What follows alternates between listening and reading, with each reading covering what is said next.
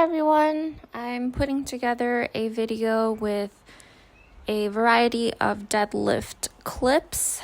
These are my balcony deadlifts. You'll notice that I slowly put the weight down, which is great for learning control with the deadlift, but it's also not great for when the bars are tearing your calluses and your grip is really tired and you're still trying to maintain great form. So deadlifts have always been the lift of the three powerlifting lifts that I think I have the most room to add more to my total. I do think that a lot of it is technique. So while I set up for the deadlift, I go through where my feet should be, how wide they should be, how far away from the bar should I start. Do I make sure I don't push the bar away as I proceed with my lift, because that'll just make it harder? Am I engaging my lats? Am I setting up correctly? Am I breathing and bracing correctly? Where my head is positioned? And it's just kind of the checklist that I go through. So it's a lot more than just yanking the bar off of the floor. Although I have noticed with a lot of really great deadlifters, really strong deadlifters, it looks like such a simple, smooth, easy setup, and their weights fly off of the floor. They have a really seamless transition while they're pushing the floor away, but then also pulling up on the bar. So sometimes when I get out of position, I notice that it almost feels like the lift is a 2-movement lift. And I've tried to film from various angles just to be able to gauge what I can work on, what I can try to fix, where my form tends to break down. I've noticed that I've been able to stay pretty healthy with the Sumo deadlift by incorporating some side lunges. I do these after my main competition lifts for the day.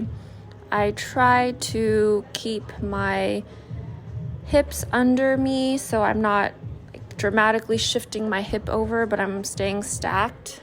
I'm still not great at these. I found it's been challenging to keep my hips where I want them to be as I am bending, and usually bending my knees, that is, not bending my body. Usually when I do my first couple reps of these, my hips feel really stiff, but the more that I go, the more sets I do, my hips actually feel better as I go. So that's been something that's helped me stay pretty healthy, and my hips haven't been too upset about switching to Sumo. So I've been doing a combination of singles and triples. The singles give me a chance to practice with heavier weight, and the triples give me a chance to practice with relatively lighter weight, but still be able to get some practice in, because every triple I do reset. So it's almost like I'm doing 3 singles. So that's been good practice, but I do still feel like when I have my singles, the weight just feels so much more heavy. I kind of feel my body shaking as I'm pulling the weight up, which tells me that I'm not really used to lifting weight that's so heavy.